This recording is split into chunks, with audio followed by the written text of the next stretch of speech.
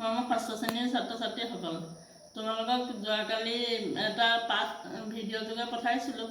পাঠটো আধৰুৱাৰ কাৰণে মই আজি আকৌ সম্পূৰ্ণ আৰম্ভ কৰিছোঁ। পাঠ নম্বৰ 9, আইতাক মই কিদৰে পঢ়িবলৈ শিকালোঁ। এই পাঠটো তোমালোকে চাই যোৱা। আমাৰ সমাজ আৰু পৰিয়ালত এনে কিছুমান বয়োজ্যেষ্ঠ ব্যক্তি আছে যিসকলে শিক্ষা লাভৰ প্ৰতি আগ্ৰহী হৈও সা সুবিধাৰ অভাৱত জীৱনৰ আদি কালছোৱাত শিক্ষা লাভ কৰিব নোৱাৰিলে। প্ৰাপ্তবয়স্ক ব্যক্তিক শিক্ষাদান কৰাটো এটা মহৎ কাৰ্য। এই কাৰ্যই তেনে ব্যক্তিৰ ইচ্ছা পূৰণ কৰাৰ লগতে দেশৰো উপকাৰ সাধন কৰে। পাঠত দিয়া বাস্তৱ কাহিনীটো পঢ়ি তোমালোকেও নিশ্চয় তোমালোকৰ পৰিয়ালৰ আৰু সমাজৰ পৰা নিৰক্ষৰতা দূৰ কৰিবলৈ অনুপ্ৰেৰণা পাবা। মানে আমাৰ ককা আইতাহঁতে আগৰ অৱস্থাত পঢ়িবলৈ মন থাকিল যদিও পঢ়িবলৈ সুবিধা নাপালে, সেইসকলক আমি কিবা প্ৰকাৰে আমি তেওঁলোকক শিকাব পাৰোঁ নেকি কিবা, সেই পাঠটোৰ পৰা আমি সেই অনুপ্ৰেৰণাটোকে পাওঁ। এতিয়া পাঠটো আমি পঢ়োঁচোন। সেই সময়ত মই 12 বছৰীয়া। কোন? মানে কৰ্ণাটকৰ এগৰাকী লেখিকাই নিজে লিখিছে পাঠটো, সুধামূৰ্তি।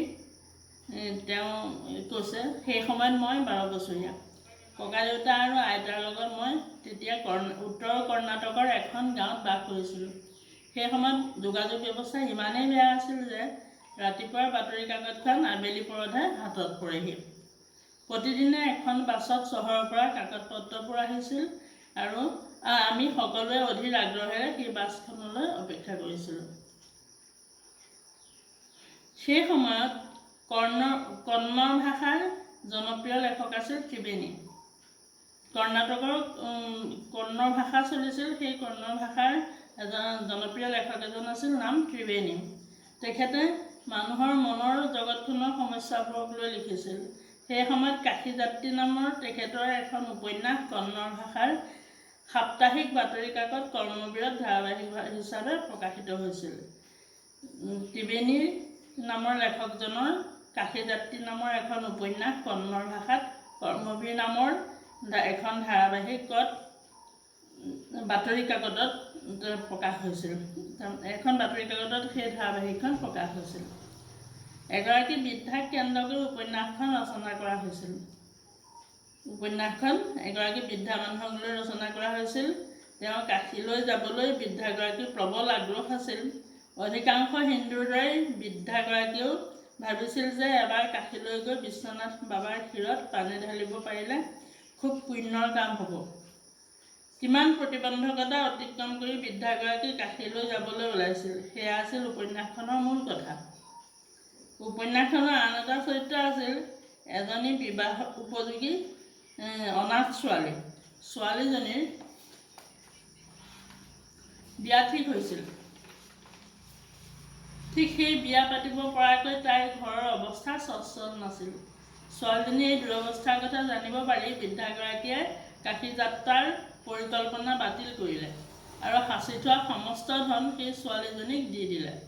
বৃদ্ধাগৰাকীৰ মতে বাবা বিশ্বনাথৰ ক্ষীৰত পানী ঢলাতকৈ সেই অনাথ ছোৱালীজনীৰ আনন্দৰ মূল্য বহুগুণে বেছি। সেইখন উপন্যাসখনৰ মূল কথা আছিল সেইটো। এতিয়া লেখিকাৰ নিজস্ব ভাষাৰে আৰম্ভ কৰিছে।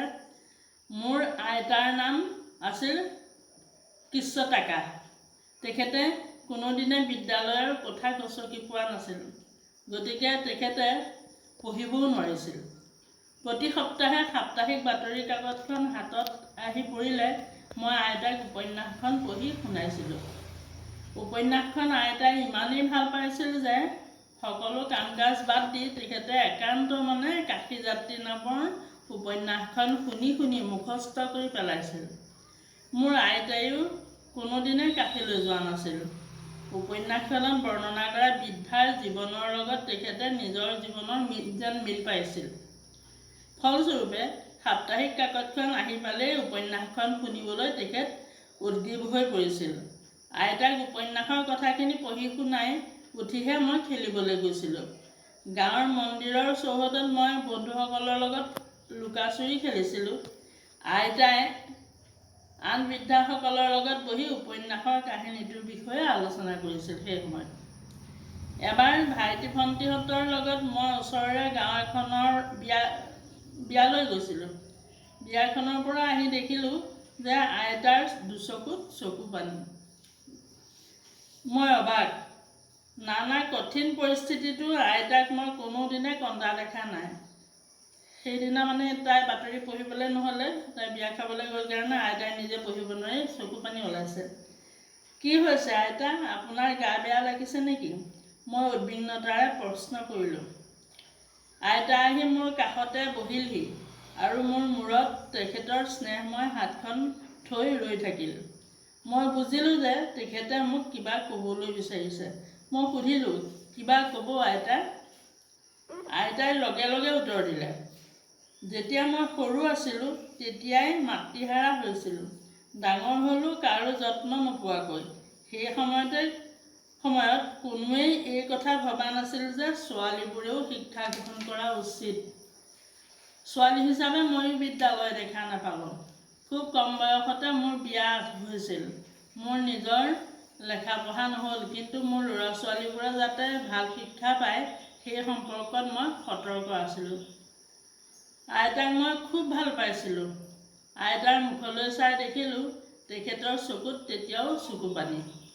মই আইতাৰ গাত ধৰি ক'লোঁ, নাকান্দিব আইতা, আপোনাৰ কি হৈছে মোক কওকচোন। মই আপোনাক কিবা প্ৰকাৰে সহায় কৰিব পাৰোঁ নেকি? নিশ্চয় পাৰিবা, মই তোমাৰেই সহায় বিচাৰিছোঁ, আইতাকে কৈছে। তুমি যেতিয়া বিয়া ঘৰত আছিলা তেতিয়া কৰ্মবীৰ কাকতখন আহিছিল। মই দুহাতেৰে সেইখন খুলি চাইছিলোঁ, কিন্তু কাশীযাত্ৰী উপন্যাসৰ কাহিনীৰ লগত থকা ছবিখনহে দেখা পালোঁ। তাত কি লিখা আছে একো বুজি নাপালোঁ। কি লিখিছে সেয়া বুজি পাবলৈ বাৰম্বাৰ পৃষ্ঠাটোৰ ওপৰত হাত ফুৰালোঁ, কিন্তু একো নুবুজিলোঁ। মনে প্ৰাণে তুমি উভতি অহালৈ অপেক্ষা কৰিলোঁ। গাঁৱৰ যিকোনো শিক্ষিত মানুহৰ ওচৰলৈ গৈ মই সেই কাহিনীটো শুনি আহিব পাৰিলোঁহেঁতেন, কিন্তু নগ'লোঁ। মোৰ নিজৰ অক্ষমতাৰ ওপৰতে ধিক্কাৰ জন্মিল। তেতিয়াই মোৰ ভাৱ হৈছিল যে শিক্ষা দীক্ষা লাভৰ স্বাধীনতা নাথাকিলে ধন সম্পত্তিৰ মূল্যনো কি? মোৰ উত্তৰলৈ বাট নাচাই আইতাই পুনৰ কৈ গ'ল, মই সিদ্ধান্ত গ্ৰহণ কৰিছোঁ যে কাইলৈৰ পৰা কৰ্ণৰ বৰ্ণমালা শিকিবলৈ আৰম্ভ কৰিম।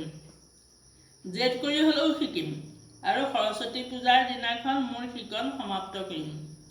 মই শিকিব লাগিবই যাতে আনৰ সহায় নোলোৱাকৈ মই নিজেই উপন্যাস পঢ়িব পাৰোঁ।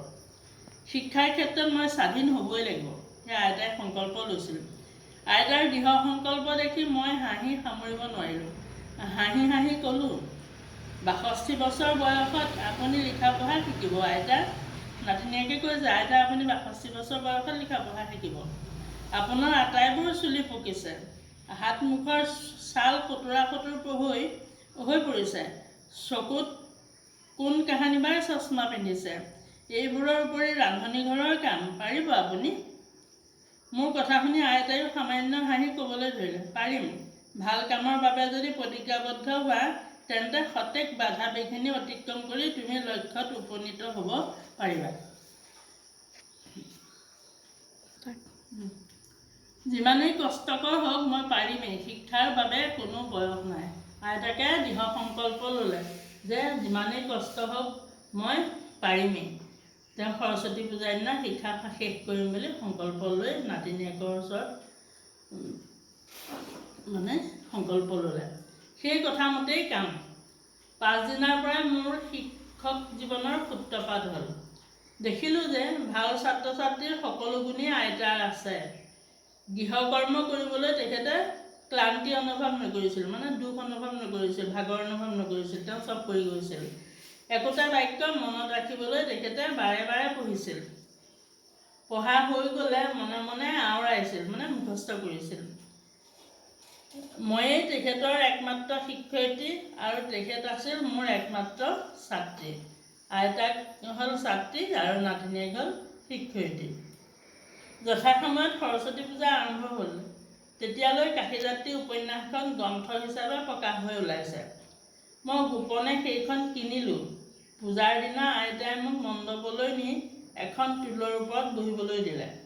এটা ফ্ৰকৰ কাপোৰ মোৰ হাতত দি তেওঁ মোৰ ভৰি স্পৰ্শ কৰিলে। মই চক খাই উঠিলোঁ। কাৰণ মই কেতিয়াও ডাঙৰে সৰুৰ ভৰি স্পৰ্শ কৰা দেখা নাছিলোঁ। মানে আইতাকে এটা ফ্ৰকৰ কাপোৰ লৈ নাতিনীয়েকৰ ভৰি স্পৰ্শ কৰা যে তেওঁ আচৰিত হ'ল নাতিনীয়েকে, যে সৰুৱেহে ডাঙৰক সেৱা কৰে, ডাঙৰে সৰুক কিয় সেৱা কৰিছে। আইতাকে ক'লে, মই মোৰ শিক্ষয়িত্ৰীৰহে ভৰি চুইছোঁ, নাতিনীৰ নহয়। মোক মৰম চেনেহেৰে পঢ়ুৱা দৰদী শিক্ষয়িত্ৰীৰ ভৰি চুইছোঁ। তেওঁৰ পৰা মই অতি অমূল্য শিক্ষা পাইছোঁ, আৰু সেই শিক্ষা ইমানেই কাৰ্যকৰী হৈছে যে মই এতিয়া সাৱলীলভাৱে উপন্যাস পঢ়িব পাৰোঁ। দৰদী মানে কি? মৰমীয়াল। মৰমীয়াল শিক্ষয়িত্ৰীগৰাকীৰ ভৰি চুইছে, আৰু তেওঁৰ পৰা যি অমূল্য শিক্ষা পাইছে, সেই শিক্ষাই তেওঁ এতিয়া কাৰ্যকৰী হৈছে, আৰু সাৱলীলভাৱে তেওঁ উপন্যাস পঢ়িব পৰা হৈছে। যি শিক্ষাই আজি মোক পঢ়াৰ স্বাধীনতা দিলে, সেই শিক্ষা দান কৰা শিক্ষয়িত্ৰীক মই কিয় বা সন্মান নকৰিম। ময়ো মোৰ প্ৰথম ছাত্ৰীগৰাকীক প্ৰণাম কৰিলোঁ। নাতিনীয়েকেও আইতাকক ছাত্ৰী বুলি নহয়, আইতাক হিচাপে প্ৰণাম জনালে, আৰু যিটো পুৰস্কাৰ তেখেতৰ বাবে গোপনে কিনি থৈছিলোঁ, সেইটো তেখেতৰ হাতত তুলি দিলোঁ। উপন্যাসখনৰ প্ৰথম পৃষ্ঠাটো লুটিয়াই আইতাই অনৰ্গল পঢ়ি যাবলৈ ধৰিলে। মই বুজি পালোঁ যে মোৰ প্ৰথম ছাত্ৰীগৰাকী ডিষ্টিংশ্যনসহ উত্তীৰ্ণ হৈছে। মোৰ প্ৰথম ছাত্ৰীগৰাকী আইতাৰ মানে ডিষ্টিংশ্যনসহ উত্তীৰ্ণ হৈছে, মানে কি ভাল ধৰণে পঢ়িব পৰা হোৱাটোৱে তেওঁৰ এটা সফলতা হৈছে বুলি ধৰি লৈছে। পাঠটো আমি শেষ হ'ল ইতিমধ্যে। পাঠটো কোনে লিখিছে? মূল লেখিকাগৰাকী হ'ল সুধামূৰ্তি, কৰ্ণাটকৰ, আৰু পাঠটো অনুবাদ কৰিছে অঞ্জন শৰ্মা। পাঠটো তোমালোকৰ কেনেকুৱা লাগিলে? ভাল ধৰণে আকৌ এবাৰ পঢ়িবা, পঢ়ি তলত দিয়া পাঠভিত্তিক ক্ৰিয়াকলাপখিনি কৰিবা। দফাটোৰ প্ৰথম বাক্যটোত উল্লেখ কৰা মই শব্দটোৱে কাক বুজাইছে? এই মই শব্দটোৱে হ'ল লেখিকাগৰাকীক বুজাইছে, সুধামূৰ্তি। সেই সময়ত যোগাযোগ ব্যৱস্থা একেবাৰে ভাল নাছিল। প্ৰতিদিনে কাকত পত্ৰবোৰ চহৰৰ পৰা কিহেৰে আহিছিল? বাছেৰে আহিছিল। বাছখন গাঁও আহি পোৱালৈ অধীৰ আগ্ৰহেৰে বাট চাই থকাৰ কাৰণ কি? মানে তাত কৰ্মবীৰ নামৰ এখন সাপ্তাহিক কাকত বাছেৰে আহিছিল। গতিকে তোমালোকে পিছৰখিনি তোমালোকে কৰিবা নিজে। মই এইখিনিলৈকে কৈ সামৰি মাৰিছোঁ। ধন্যবাদ।